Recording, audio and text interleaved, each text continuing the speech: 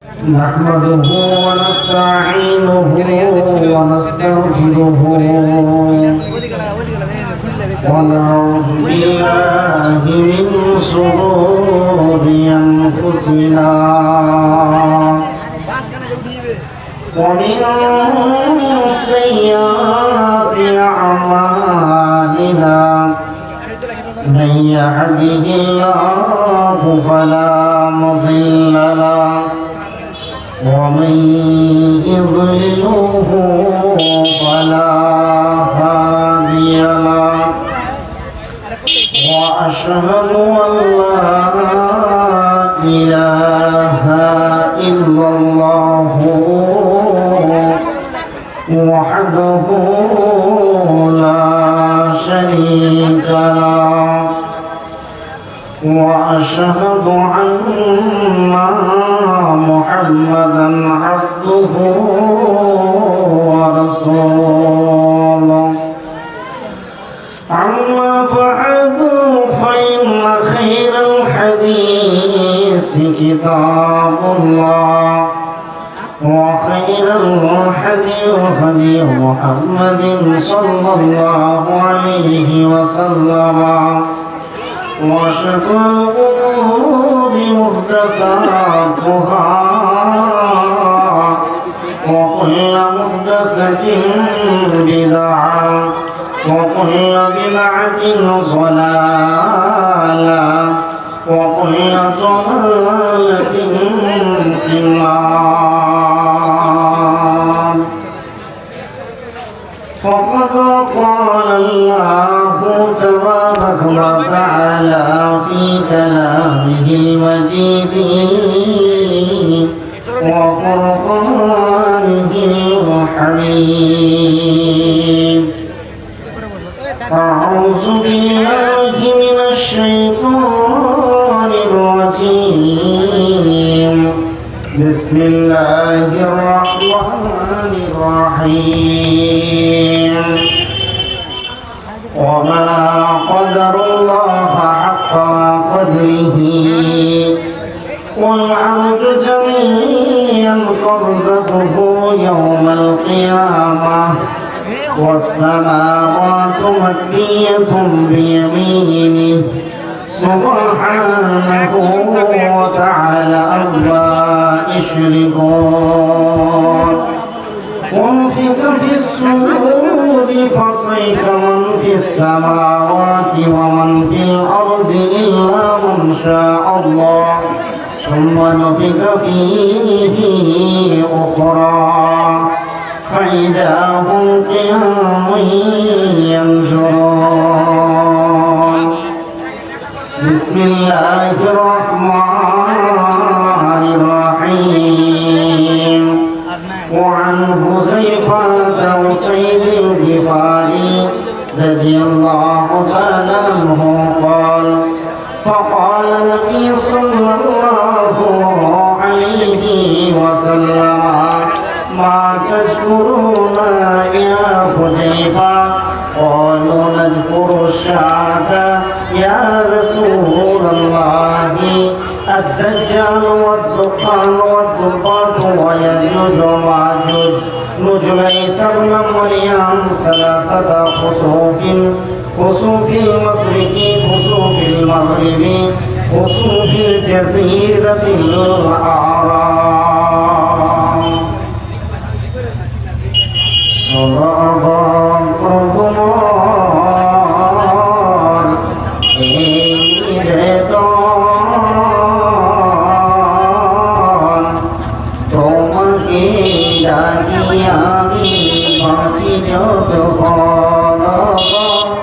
বাঁচি যতক্ষণ আকাশের তারাগুলি মিটি মিটি হাসে জানি না এরা তোমায় কত ভালোবাসে কত ভালোবাসে। তাদের মনের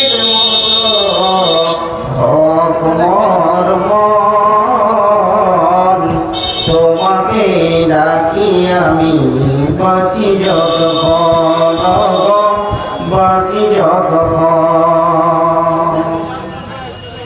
শ্রদ্ধেয় সুযোগ্য আজকের মঞ্চের যোগ্যতম সভাপতি মহাশয় এবং সামনে আমার দিনদার ইমানদার মুমিন ভাই সকল এবং প্যান্ডেলের এক প্রান্তে পর্দা নাসিরা মা ও বোনেরা, যাবতীয় উপাসনা আরাধনা প্রশংসা নিবেদিত হোক যিনি মহিয়ান বলিয়ান সর্বশক্তিমান অনন্ত অসীম দয়ালু নির্ভবান সমগ্র সৃষ্টিজীব যার করে গুণগান, যিনি আমাদের চিরপূজ্য চির উপাস্য চির আরাধ্য, যার চরম ও পরম করুণায় বিভিন্ন কর্মব্যবস্থাকে আল্লাহ বিরত করে তিনার পবিত্র একটা মজলিসে এসে বসার কোরআন এবং হাদিসের তাফসীর শোনার জানার তৌফিক এনায়েত করেছেন। এর জন্য সকলে মহব্বতের সঙ্গে অন্তরের অন্তঃস্থল থেকে বলি আলহামদুলিল্লাহ।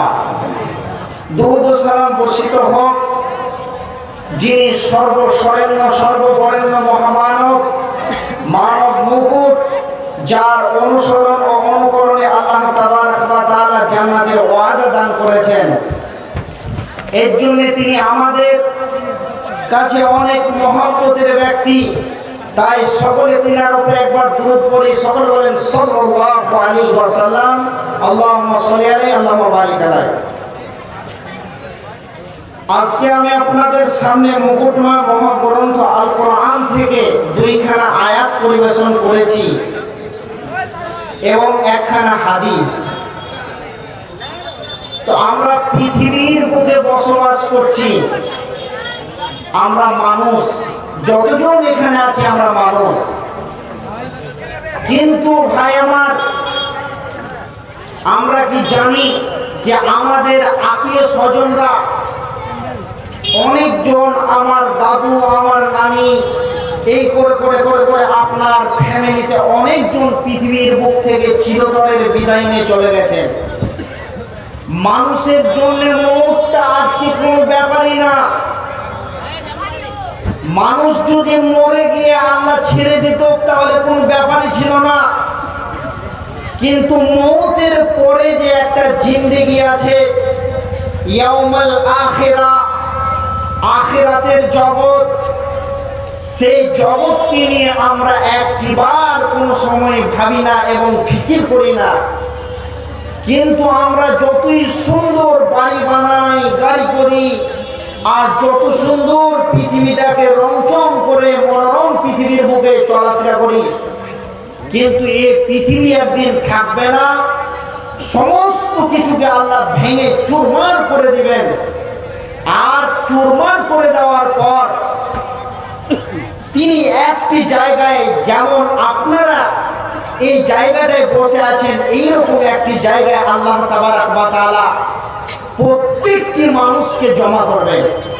ওই বিষয়কে কেন্দ্র করে আপনাদের সামনে সূরা জুমারের দুইখানা আয়াত পরিবেশন করেছি এবং হাদিস একটা পড়েছি।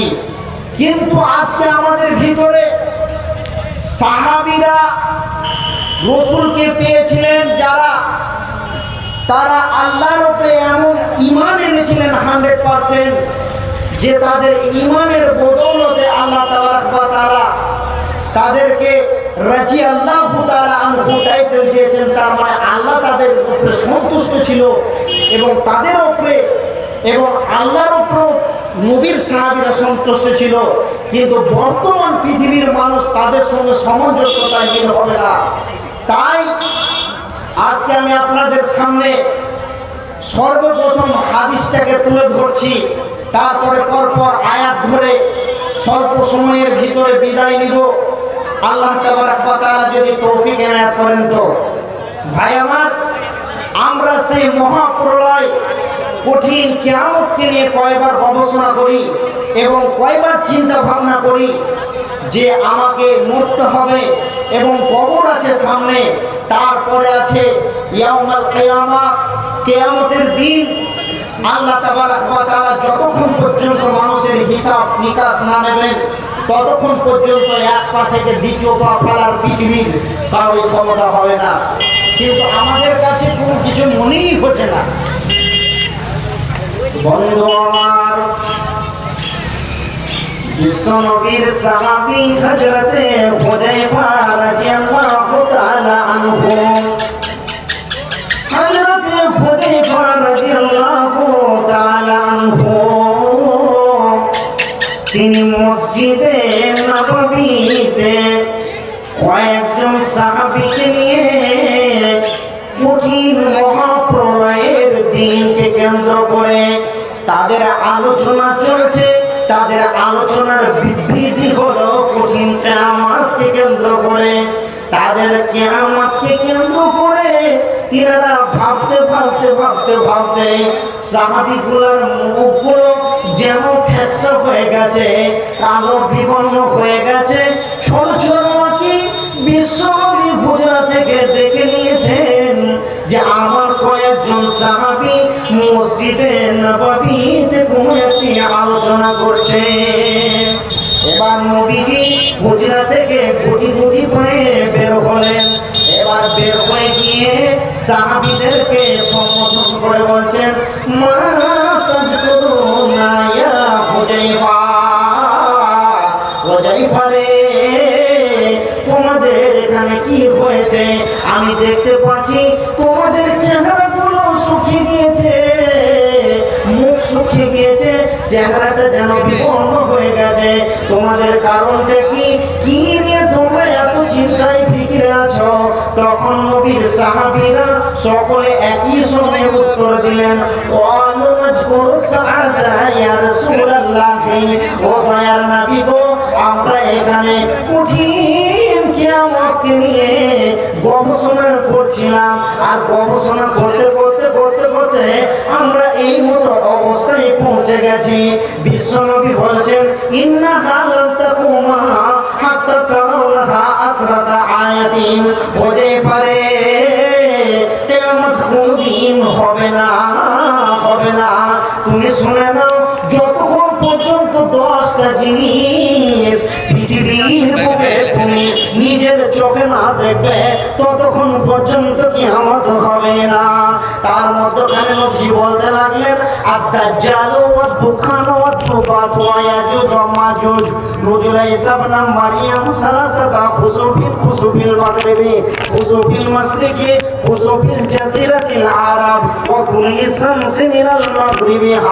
যতক্ষণ পর্যন্ত এই 10টা জিনিস পৃথিবীর বুকে না আসবে ততক্ষণ পর্যন্ত কিয়ামত হবে না। তাহলে 10খানা জিনিস যখন পৃথিবীর বুকে চলে আসবে আর যখন চলবে তখন তার মধ্যখানে সর্বপ্রথম নবীজি বলছেন, আদ-দাজ্জাল, যতক্ষণ পর্যন্ত দাজ্জালের ফিতনা না আসবে রে, দাজ্জাল যতক্ষণ পর্যন্ত পৃথিবীর বুকে না আসবে ততক্ষণ পর্যন্ত কিয়ামত হবে না। দাজ্জালের ফিতনাটা কেমন? নবীজি বলছেন, নবীর সাহাবীরা বলছেন যে রাসূল দাজ্জাল সম্পর্কে এমন বক্তব্য দিচ্ছেন আমাদের কাছে যে মনে হয় দাজ্জাল খেজুর গাছের পিছনে আছে। তো নবীজি একদিন এইভাবে সাহাবীদেরকে সম্বোধন করে দাজ্জালের আলোচনা করছেন, কোনো একটা আলোচনা করছেন। তো একটা লোক তখন খালি উস্কু খুস্কু ভাব, মনটা তার ঠিক থাকে না, কথাগুলো শুনতে ভালো লাগছে না। দাজ্জালের রাসূল বর্ণনা করছেন। এমন সময় রাসূলের জবান থেকে একবার বেরিয়ে গেল যে তোমার কি দাজ্জালের ডিপটিটা নেওয়ার মন হচ্ছে? তখন সে ব্যক্তি বলছে, দিলে পারবো। আজীব ব্যাপার, দিলে পারবো। এবার একটা যুদ্ধ হলো। যখন যুদ্ধে সাহাবীরা গেলেন তখন রাসূল বলছেন সাহাবীদেরকে যে তোমরা কি ওই ব্যক্তিকে দেখেছো? তখন বলছেন, না দেখিনি। তো বলছে, আমি দেখেছি। ওকে আল্লাহর ফেরেশতারা নিয়ে গিয়ে একটা পাহাড়ের চূড়ায় বেঁধে রেখেছেন। তো তামিম দারি রাদিয়াল্লাহু তাআলা আনহু তিনি তখন ছিলেন ইহুদি ঘরের সন্তান। তো সেই তামিম দারি বলছেন যে আমরা কয়েকজন বন্ধু মিলে আমরা আমাদের খাবারের সামানপাতি বেঁধে নিয়ে নৌকা পটে আমরা সমুদ্র তীরে যাত্রা শুরু করলাম। এমন সময় আমাদের নৌকাটা গিয়ে বেশ আমরা 1 মাস ধরে সমুদ্রের মধ্যে রয়েছি, নৌকা চলছে, আমরা সমুদ্রটা ভ্রমণ করছি। এমন সময় ভ্রমণ করতে করতে করতে করতে চলতে চলতে চলতে চলতে এমন সময় আমাদের নৌকাটা কোনো দিকে যাচ্ছে না। যখন সন্ধ্যা ঘনিয়ে আসলো, 1 দিন 2 দিন এভাবে কেটে গেল। তারপরে একটা পাহাড়ের চূড়াতে গিয়ে ওই নৌকাখানা লেগে গেল। তারপরে যখন নৌকাটা ওখানে লেগে গেল তখন আমরা নামলাম ওখানে। তো নামার পরে তখন দেখতে পেয়েছি যে ওখানে অনেকগুলো গুলকি রাস্তা রয়েছে। তো আমরা একটা রাস্তা দিয়ে গেলাম, তো সেখানে দেখলাম যে সেইখানে আমরা দেখতে পেয়েছি যে একটা লোক, মানে একটা পশুর মতন, এত তার গায়ে চুল যে তাকে বোঝা যাচ্ছে না। তখন বলছে যে তোমরা কোথা থেকে এসেছো? না, তো আমরা মদিনা মনোয়ারা থেকে এসেছি, তো তোমরা আগে চলে যাও। যখন আমরা আগে গেলাম তখন সেই বেঈমান দাজ্জালকে শিকলে করে বাঁধা রয়েছে সেই পাহাড়ের চূড়োতে।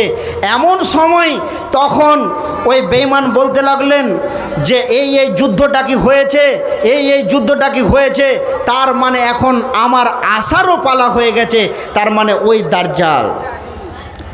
তার মানে রসুল বলছেন যে সর্বপ্রথম দাজ্জালের ফিতনা আসবে রে, তখন কিয়ামত রানিং হয়ে যাবে। আর আপনার কিনা 3খানা 2খানা ভূমিকম্প হবে।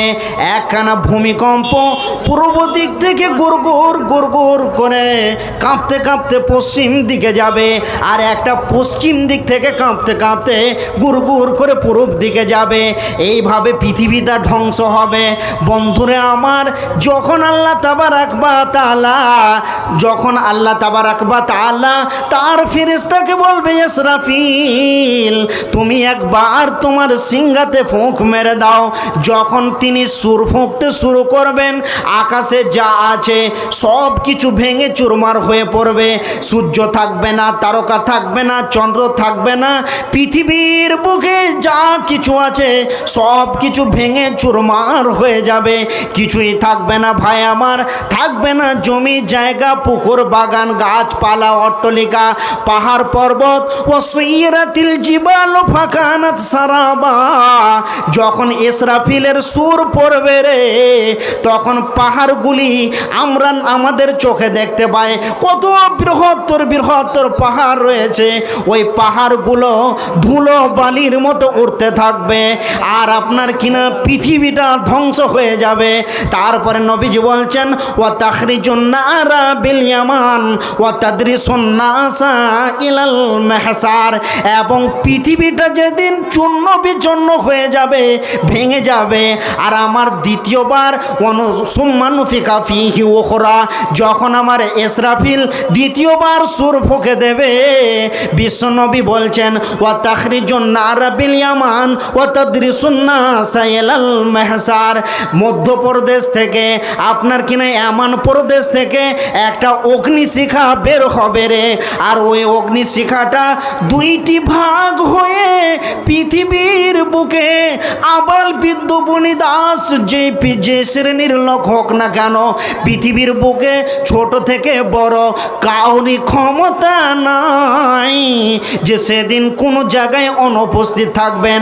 আল্লাহ তাবারাক ওয়া তাআলার নবী বলছেন ওয়া তাখরিজুন নারা বিল ইয়ামান ওয়া তাদরিসুন নারা ইলাল মাহসার, যখন আমার অগ্নিশিখাটা বের হবে 2টা ভাগ হয়ে সারা পৃথিবীর মানুষকে হাঁকিয়ে আপনার কিনা মেহসারের ময়দানে জমা করবেন।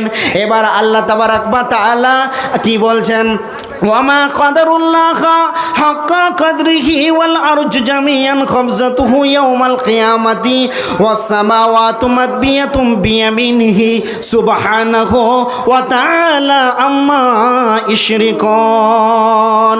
তোমরা কি আল্লাহর ক্ষমতা সম্বন্ধে জানো? তিনি কে? তিনার পরিচয় কি? তিনি আসমানটাকে একটা মুঠোর মধ্যে নেবেন, জমিনটাকে একটা মুঠোর মধ্যে নেবেন, আর এইভাবে নড়াবেন আর বলবেন লেবালিল মুলক আজকের দিনের মালিককে তোরা বল। আইনা তিজারাত আইনাল মাল আইনাল আহাল। কই রে তোর সে পার্টির লোক, কই তোর সে ক্ষমতা, কই তোর সে বংশ গৈরব, কই রে তোর বিবি, তোর বংশ। যে অহংকারের ফেটে পড়েছিস তুই, তার কারণে মাস্তানির কারণে তোর বংশের গৈরব ছিল, তোর ব্যবসার খুব আপনার কিনা মনমত্ত হয়েছিলি, কই তোর সে ব্যবসা। আর আপনার কিনা বলবে যে ব্যবসা, যে বিবি, যে চাকরি, যে আহাল পরিবার তোকে মসজিদ থেকে রুখেছে কই?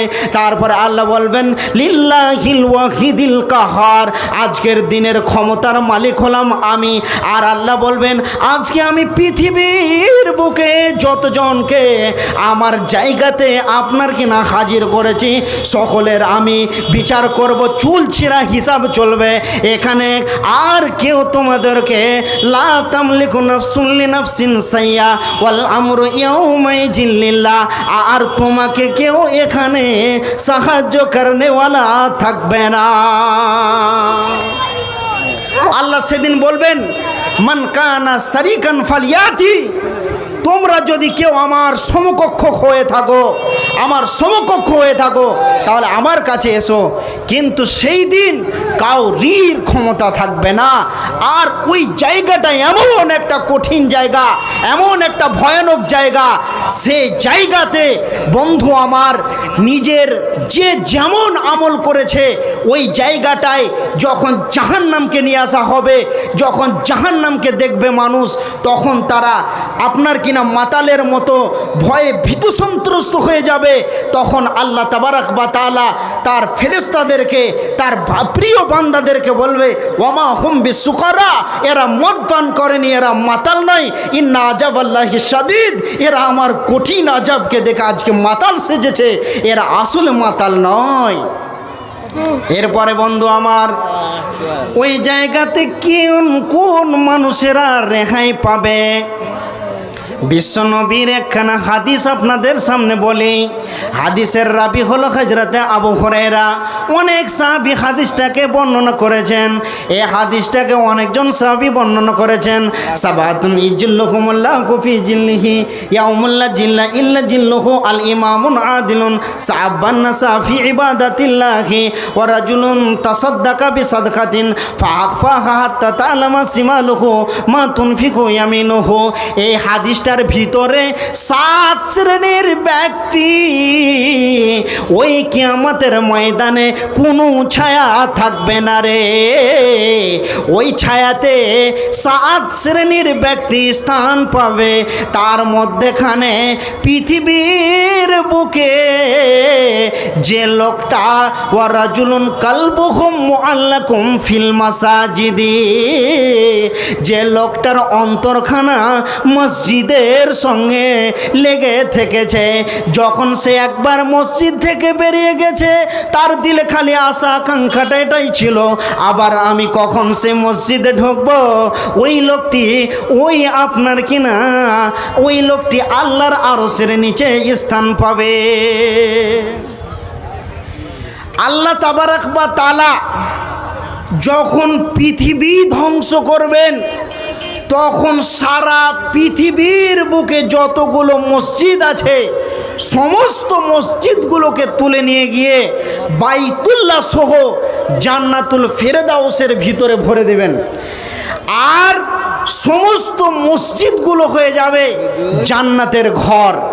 এবার যে লোকটা পৃথিবীর বুকে মসজিদকে ভালোবেসেছে, মসজিদকে অন্তরে রেখেছে এবং মসজিদকে ভালোবেসে পরিষ্কার পরিচ্ছন্ন এবং জান মাল দিয়ে শ্রম দিয়ে মসজিদকে ভালোবেসেছে, যখন লোকটা কিয়ামতের ময়দানে যাবেন এবং ঘুরে বেড়াবে আর ঘুরতে ঘুরতে ঘুরতে ঘুরতে দেখবে যে আমাদের এটা মসজিদটা মনে হয় ছিল, তো তখন ওই মসজিদকে যদি তার মসজিদের সঙ্গে যদি প্রেম থাকে, মসজিদকে যদি সে ভালোবাসে, তো ওই লোকটি তখন আল্লাহ তাবারাক ওয়া তাআলা মসজিদকে কুদরতি ক্ষমতা দেবে, তখন মসজিদটাকে ডেকে নেবে যে ও আল্লাহর বান্দা, তুমি আজকে কেন বেকার হয়ে ঘুরে বেড়াবে, তুমি চলে এসো।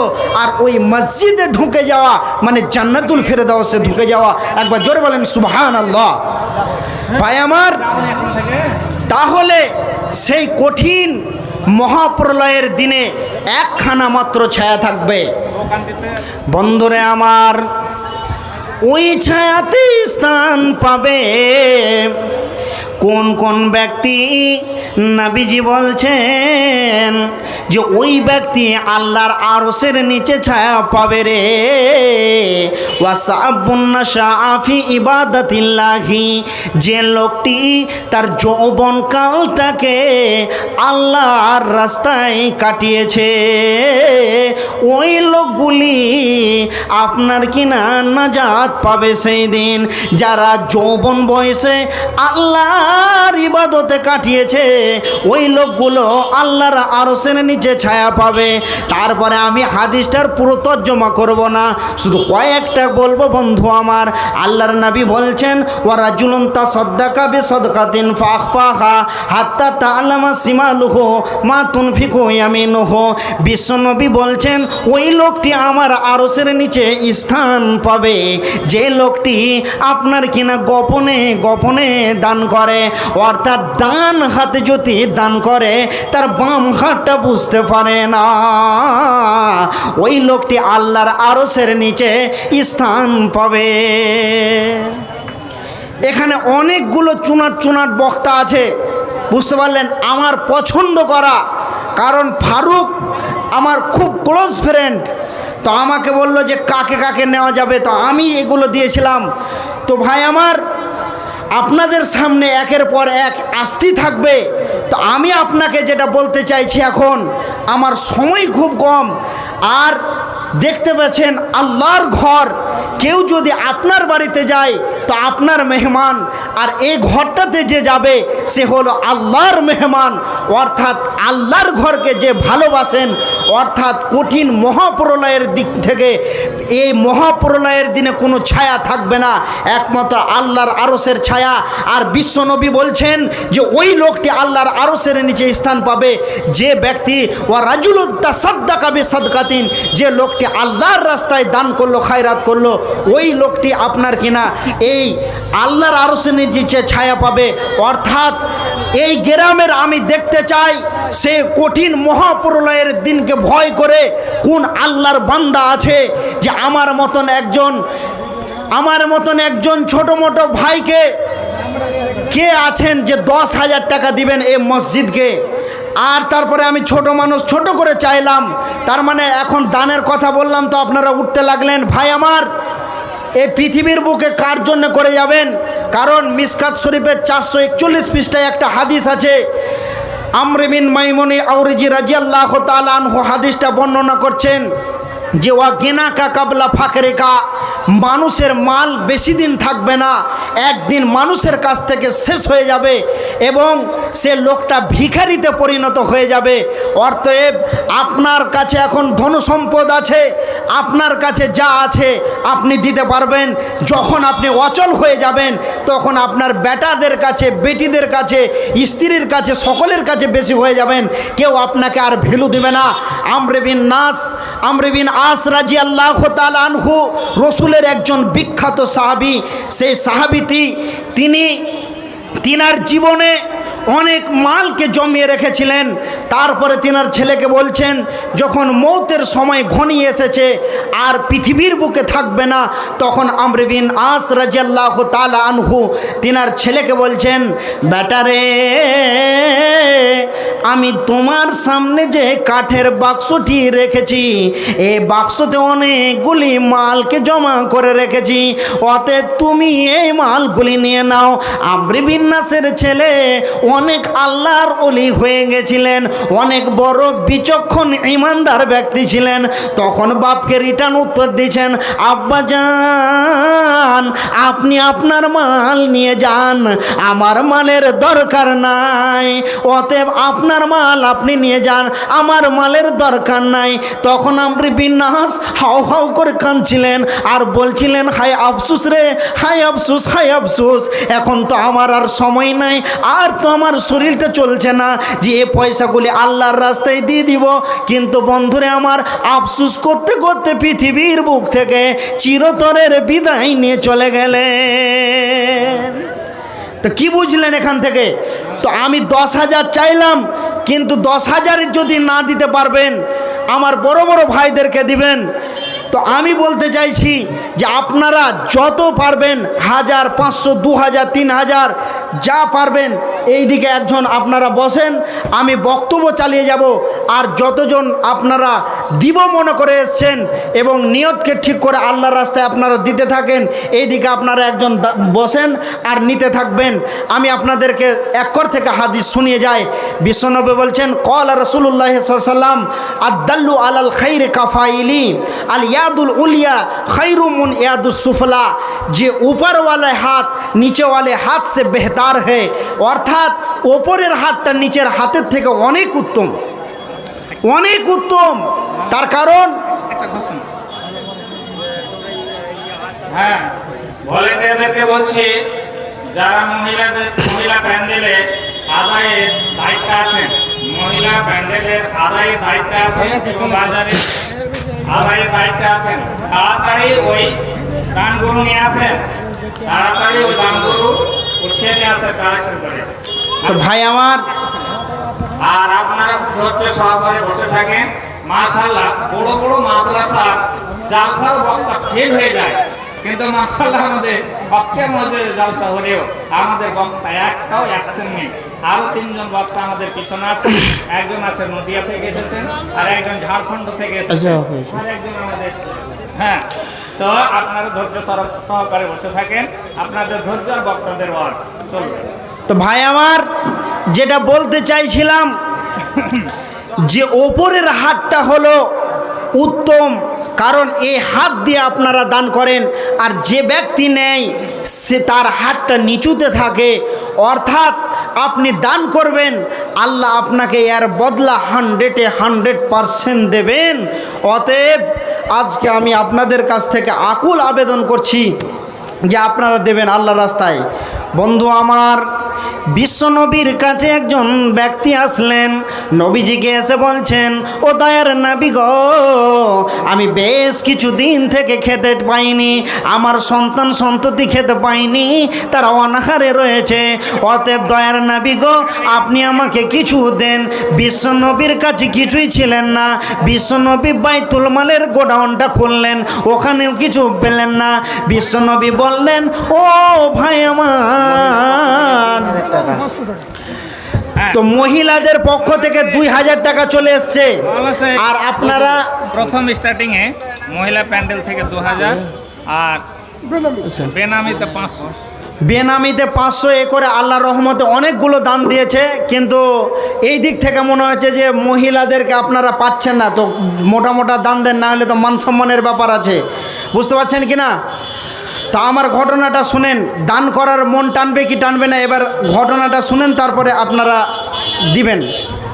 এবার বিশ্বনবী বললেন যে আমি তো বাইতুল মালের গোডাউনটা খুললাম, ওখানে কিছু নাই। বিশ্বনবী বললেন, ও ভাই আমার, তুমি চলে যাও আমার জামাই হযরতে উসমানের বাড়িতে। যখন ওই ব্যক্তিটা হযরতে উসমান রাদিয়াল্লাহু তাআলা আনহুর বাড়ির দরজায় গেলেন, এবার যখনই ওই দরজাতে গিয়েছেন, তখনই বাড়ির ভিতর থেকে ধুমকা ধুমকির আওয়াজ আসে। সে ধুমকাটা হলো কি, হযরতে ওসমান রাদিয়াল্লাহু তাআলা আনহু তিনার স্ত্রীকে বলছেন, তুমি একটা অচল মেয়ে আর তুমি এত কেন অপব্যয় করছো? তার ভুলটা ছিল কি বন্ধু আমার, দুইখানা চেরাগ জ্বেলেছিলেন, আপনার কিনা তার জন্য এই কথাটা বলছিলেন, একটা জ্বালালে তো কাজ হয়ে যায়। তখন বিশ্বনবীর কথা শুনে যে ব্যক্তিটি ওসমানের দরজায় গিয়েছেন, এবার বিশ্বনবীর কথা শুনে যে গিয়েছেন, যখন ওই লোকটি ওর বাড়িতে ঢুকবে এমন সময় কানে আওয়াজ আসছে বাড়ির ভিতরে নিজের প্রিয় অর্ধাঙ্গিনী বিবিকে এভাবে হুমকি মারছে। তখন ওই লোকটি রসুলের কাছে আবার ফিরে আসলেন। এবার রসুল বলছেন, তুমি কি গিয়েছিলে ওখানে বলো? তখন ওই ব্যক্তি বলছেন, হ্যাঁ গিয়েছিলাম। হ্যাঁও বলছে না, নাও বলছে না। ইয়া রাসূলুল্লাহ, ইয়া রাসূলুল্লাহ বলছেন। রসুল মনে মনে ভাবলেন যে ওই ব্যক্তিটা ওখানে যায়নি। তখন নবীজি বলছেন, যাও।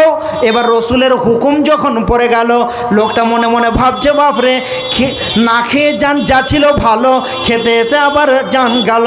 এবার যখনই বাড়ির দরজাতে গিয়েছে, আসসালামু আলাইকুম দিয়ে ঢুকলেন। এবার হযরত ওসমান তাকে বললেন, বলো ভাই কি খবর? না তো বিশ্বনবী আমাকে পাঠিয়েছেন। তার কারণ বিশ্বনবীর কথাটা কেন বললেন? বিশ্বনবীর কথাটা বলতে চাইলেন এই জন্যে যে যেন আমার ওপরে কোনো ধুমকা ধুমকি না আসে। এরপরে বিশ্বনবীর কথা বলার পর হযরত ওসমান রাদিয়াল্লাহু তাআলা আনহু বলছেন, বলো কি খবর? না তো আমি কয়েকদিন ধরে বেশ খেতে পাইনি। তখন হযরত ওসমান তাকে বলল যে তোমার চাদরটা পেরে দাও। মাল দিতে দিতে দিতে দিতে অনেকগুলো মাল দিয়ে দিলেন। এমন সময় ওই লোকটার চোখ তখন ওপর দিকে উঠে গেল, যে লোকটা এতগুলো মাল দান করতে পারে তার প্রিয় অর্ধাঙ্গিনী বিবি, ওই মহিলাটি আবার জানামানা ঘরের বেটি নয়, সে হলো রসুলের ঘরের মেয়ে। তাহলে ওই মহিলাটাকে এমন করে ধুমকা ধুমকি কী করে করতে পারে? তখন ওসমানকে বলছে, ভাই ওসমান, আপনার সঙ্গে আমার একটা কথা জিজ্ঞাসা ছিল। তখন বলছে, এখন স্বয়ং রসুল বেঁচে আছেন, আমাকে কি জিজ্ঞাসা করবে? যা কিছু তোমার জিজ্ঞাসা করার প্রয়োজন আছে তুমি রসুলকে গিয়ে জিজ্ঞাসা করে নাও। এরপরে যখন রসুলকে জিজ্ঞাসা করতে পারলে, না না না, এটা রসুলের কোনো জিজ্ঞাসার কথা নয়, এটা আপনার আর আমার ব্যক্তিগত ব্যাপার। তাহলে উসমান বললেন, তাহলে বলো। তখন বলছে, ভাই যে মহিলাটি আপনার বাড়িতে আছে রে, এ মহিলাটি জানামানা ঘরের মেয়ে নয়, বিশ্বনবী মুহাম্মদুর রাসূলুল্লাহ সাল্লাল্লাহু আলাইহি ওয়াসাল্লামের মেয়ে। তাহলে আপনি একে ধমকাছিলেন কেন? তখন ওই লোকটাকে বলছেন, ওসমান ও আমার ভাই রে, তোমার কি আখিরাত সম্বন্ধে কোনো জ্ঞান নাই? আমি যে মালটা তোমাকে দিছি, এই মালের হিসাবটা আল্লাহ আমাকে কঠিন কিয়ামতের ময়দানে দেবে। আর আমি যদি অপব্যয় করে খরচা করি, এই মালের হিসাব আল্লাহকে আমাকে দিতে হবে। আল্লাহর কাছ থেকে হিসাব নেওয়াটা আসান, আল্লাহকে হিসাব দেওয়াটা বিরাট বড় কঠিন। এবার মনে করেন, তাহলে কি করবেন? এবার আল্লাহর রাস্তায় দিবেন না জমিয়ে রাখবেন? একটিবার ভাবেন ভাই আমার, যতগুলো আল্লাহ দিয়েছে, কে দিয়েছে? আল্লাহ ছাড়া আপনাকে কেউ দেয়নি। আপনি এসেছেন, এটা সঠিক নয়, আল্লাহ আপনাকে এই জায়গাতে নিয়ে এসেছেন, তাহলে এটাই হলো সত্য। তাহলে আপনি দেখেন ভাই আমার, সূরা বাকারাতে আছে যে আপনি একটা বীজকে জমিনে রোপণ করেন, ফেলে দেন, আর একটা ধানের গাছ থেকে কতগুলো ধানের থোপ নেয়, কতগুলো গাছ হয়। আবার একটা শীষে আল্লাহ কত করে ধান দেন, অগরণ আপনার কিনা একটাতে 100 বেশি শীষে ধান থাকে। তাহলে এগুলো কে দিয়েছে? আল্লাহ দিয়েছে। আল্লাহর শুকরিয়া আদায় করেন। হাল জাযাউল ইহসান ইল্লাল ইহসান, ইন তানসুরুল্লাহ ইয়ানসুরকুম। তুমি আল্লাহকে সাহায্য করো, আল্লাহ তোমাকে কিয়ামতের দিন সাহায্য করবে। তাহলে ভাই আপনারা উঠাউঠি করিয়েন নাখো, কেন আপনারা উঠছেন? আজকে আমাদের সেই কঠিন মহাপ্রলয়কে দিয়ে আমাদের কোনো ভয় নাই, কিন্তু দেখেন রসুলের সাহাবীরা কত ভয় করেছিলেন। এবং যখন রসুল বললেন যে উহুদের যুদ্ধের দামামা বেজে উঠেছে, বেঈমানরা এবার ইসলামকে পৃথিবীর বুক থেকে, কোরআনকে সরিয়ে দিবে, দিন ইসলামকে আর রাখবে না। যখন বেলালকে একবার এলান করতে বলল, তো বেলাল যখন এলান করলেন, তখন মসজিদের নববীতে মালে মাল হয়ে গেল। আবু বকর, উমর, উসমান এরা সমস্ত কিছু বাড়ি থেকে নিয়ে এসে দিয়েছেন। আল্লাহর রসুল জিজ্ঞাসা করছেন, আবু বকর তুমি কতটা পরিমাণ দিয়েছো? না তো ইয়া রাসূলুল্লাহ আমার বাড়িতে কিছুই রাখিনি। তাহলে কি রেখেছো? আল্লাহ এবং আল্লাহর রসুলকে রেখেছি। তাহলে আজকে আবু বকরের একখানা ঘটনা শোনাবো, আর দেখবেন যে তিনারা আল্লাহর কাছে কত পেয়ারা হয়েছিলেন। আর আজকে আমাদেরকে 10 টাকা 20 টাকা কালেকশনের কথা শুনে অনেকজন উঠে পালিয়ে যাচ্ছেন। কিন্তু ভাই আমার, এই যে আল্লাহর ঘরের জন্য আপনাদের কাছে রিকোয়েস্ট করে করে দান চাওয়া হচ্ছে, কিন্তু এই ঘরকে যারা পিছে ছড়িয়ে দিয়ে চলে যাচ্ছেন, এক্ষুনি গিয়ে হয়তো আপনি যখন বেমারে পড়ে যাবেন তখন পরবর্তী বক্তা সম্ভবত আমাদের মার্কাজুল উলুমের সদর মোদাররেস সাহেব, ওনাকে নিয়ে আসেন। আপনার এখন সময় তো 10 মিনিট। এবার আপনি মনে করছেন আস-সাদকাও তারুদ্দুল বালা, আল্লাহ আপনাকে একটা বিরাট বড় মহা বিপদের সম্মুখীন করেছিলেন, কিন্তু আপনি আল্লাহর রাস্তায় যখন দিবেন তো আপনার তরফ থেকে ওই বিপদটা আল্লাহ নির্মূল করে দিবেন, উঠিয়ে দিবেন, রদ করে দিবেন। এই জন্যে আপনাদেরকে বলা হচ্ছে। তো আবু বকরের ডিগ্রি শুনেছেন? আবু বকর কত বড় রসুলের একজন মাপের সাহাবী। আবু বকর রাদিয়াল্লাহু তাআলা আনহু তিনি রসুলের মজলিসে কোরআন হাদিস শুনছিলেন এবং রসুল শোনাচ্ছিলেন, জাহান্নামের বর্ণনা করছিলেন। এমন সময় জাহান্নামের কথা যখন রসুল সাহাবীদেরকে বলতেন, তখন সাহাবীদের মুখগুলো শুকিয়ে যেত। বন্ধুরে, এবার যখন হযরতে আবু বকর রসুলের মজলিস থেকে বাড়িতে এসেছেন, ওই ব্যক্তিটি অঝোর নয়নে কাঁদছেন।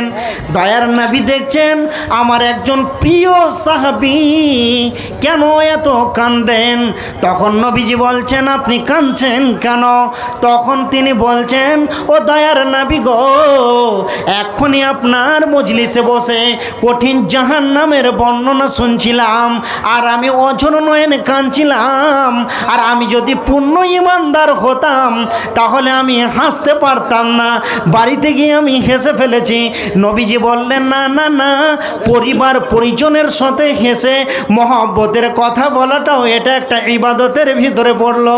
তাহলে আবু বকরটা কত দামি মানুষ শুনে নেন।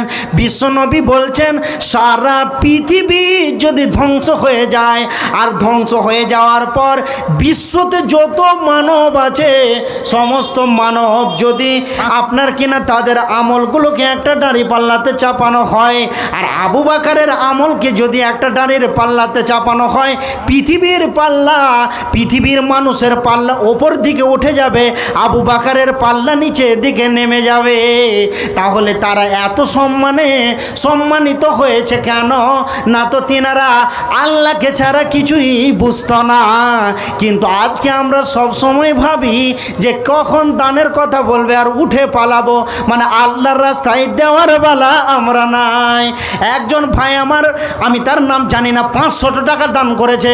আল্লাহ জানি না কি উদ্দেশ্যে, কি নিয়তে, কি তার আশা আকাঙ্ক্ষা আছে, আল্লাহ সমস্ত তুমি ভালো জানো, আমি তো কিছুই জানি না। আল্লাহ তুমি জানো, তুমি তিনার সমস্ত উদ্দেশ্যকে পূরণ করে দাও। এই ঘর বাড়ি ছিল তোমারও দাদার, সেই মরে গিয়ে আজ হয়েছে বাবার। বাপের মালেতে তুমি ওয়ারিশ হইবে, কাল ছেলে ওয়ারিশ হবে তুমি মরে গেলে। ধন ধন করিও না ধন উপার্জন, মরিলে ধন কাল তোমার হইবে বন্টন। আজ তুমি গাড়ি ঘোড়া হইতেছ সাওয়ার, কালকে জানাজা সাওয়ারি হইবে তোমার। আজ তুমি পরিতেছ রেশম পশম, কালকে পরিবে তুমি মরণের কাফন। আজ তুমি পাপ করিতেছ হয়ে সোনকার, কালকে ছাড়িয়া যাবে সোনার সংসার। মানব যদি হকমদের জ্ঞানী বিচক্ষণ, মুজিয়া আল্লাহর প্রেমে কাটাও জীবন। ভূমিতে আসিয়া তুমি ভবের মেলায়, খেলায় কাটিও না মাতিয়া খেলায়, এ মেলায় বহু লোক আসিয়া ভূমিতে সব চলে গেল কথা দেখিতে দেখিতে, সংবাদ তাদের কিছু পাওয়া নাহি যায়। আজ আছে তারা কি হালে কোথায়, নাই সে দেশে কেউ খোদা ভীরু আর করিবে তাহাদের বিন্দু উপকার। দেখিতে আসিলাম মেলা দেখা হলো শেষ, চলো এবার ফিরে যায় আপনার দেশ। যেই দেশে ছিলাম পূর্বে চলো সেই দেশে, কি আসে রয়ে সব এসে পরবাসে। মাতা পিতা ভাই বন্ধু আত্মীয় স্বজন কর্মে সয়ে দেশে সব করিল ভ্রমণ। তোমারও ভ্রমণ কাল হয়ে উপস্থিত, সমল সংগ্রহণ করো হে কিঞ্চিত। শাহ সেকান্দর বাদশাহ মরিবার কালে এই ওসিয়ত কর অরিস সকলে। বলিলে আমার তরে শোনো বারে বার, কাপনের সাথে হাত বেদনা আমার। সকলিতে মিলে ঝুলে খাটিলিতে করে, দুই হাতে ঝুলাইয়া লইয়া যায় মরে। এই হাল দেখে মোর যত মাখলুকাত আফসোস করিবে আর কহিবে এবার। সাত মুলুকের সাত সেকান্দর ছিল, সকলে থাকিল আজ খালি হাতে গেল। কিছুই যাবে না সঙ্গে ভাই আমার। অতএব আল্লাহর রাস্তায় কে কে আর দিবেন কিছু, তার চটচট করে দিয়ে দেন। আপনাদের জন্য ইনশাআল্লাহ সফরে থাকবো, দোয়া করব, মুসাফিরের দোয়া আল্লাহ কবুল করবেন।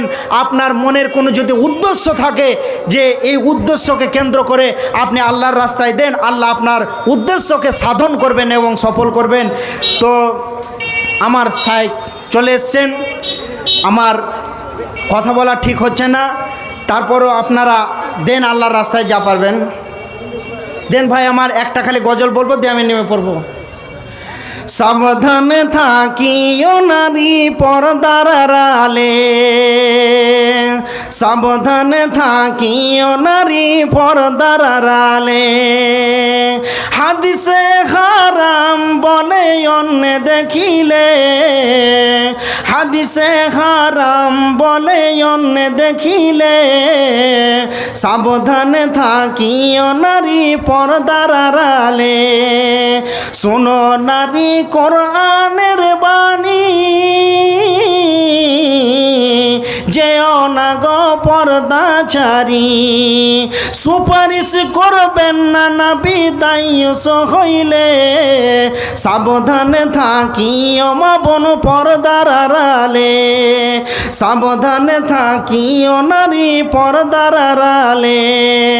শর্ট কাটিংয়ের জামা পরে, পায়ে মুখে আলতা মেখে, রূপের বাহার দেখিয়ে রাস্তাতে ঘোরে। সাবধানে থাকিও নারী পর্দার আড়ালে, সাবধানে থাকিও নারী পর্দার আড়ালে। চোরে সামান চুরি করে ঘর খোলা পেলে,